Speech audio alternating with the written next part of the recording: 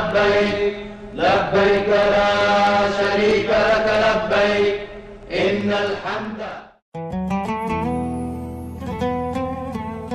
ইসলামী ক্যালেন্ডারের অন্যতম পবিত্র দিন আরাফাতের দিন।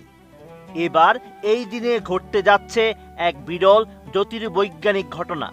সৌদি আরবের মক্কায় এদিন পবিত্র কাবার ঠিক উপরে অবস্থান করবে সূর্য, যার ফলে কয়েক মুহূর্তের জন্য কাবা ঘরের চারপাশে কোনো ছায়া দেখা যাবে না।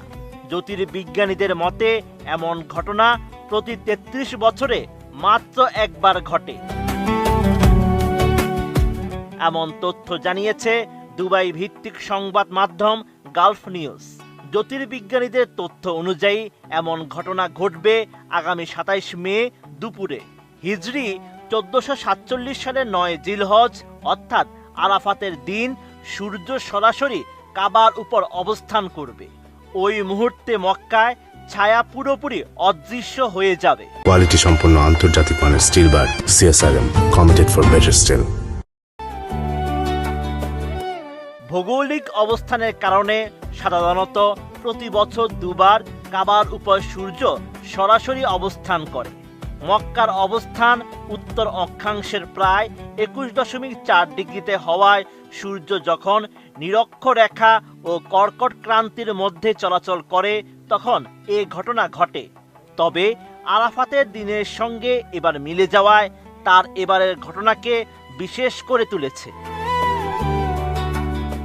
জ্যোতির্বিজ্ঞানীরা বলছেন, সর্বশেষ এমন ঘটনা ঘটেছিল ১৯৯৩ সালে।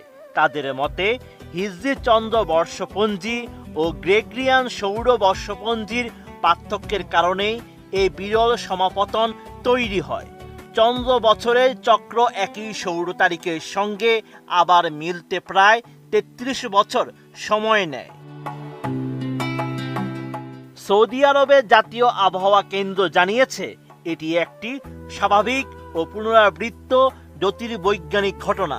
এর সঙ্গে অস্বাভাবিক তাপমাত্রা বৃদ্ধির সরাসরি সম্পর্ক নেই। এছাড়া আবহাওয়া কেবল সূর্যের অবস্থানের উপর নির্ভর করে না। আর্দ্রতা, মেঘের উপস্থিতি, বাতাসের গতি এবং বায়ু প্রবাহের মতো বিভিন্ন জলবায়ুগত উপাদান তাপমাত্রা নির্ধারণে ভূমিকা রাখে। জাতীয় আবহাওয়া কেন্দ্রের মুখপাত্র হোসেন আল কাহতানি জানান, এই ধরনের ঘটনা প্রতি বছরেই জ্যোতির্বৈজ্ঞানিক পর্যবেক্ষণের অংশ হিসেবে নজরদারিতে করা হয়। এই ঘটনাকে ঘিরে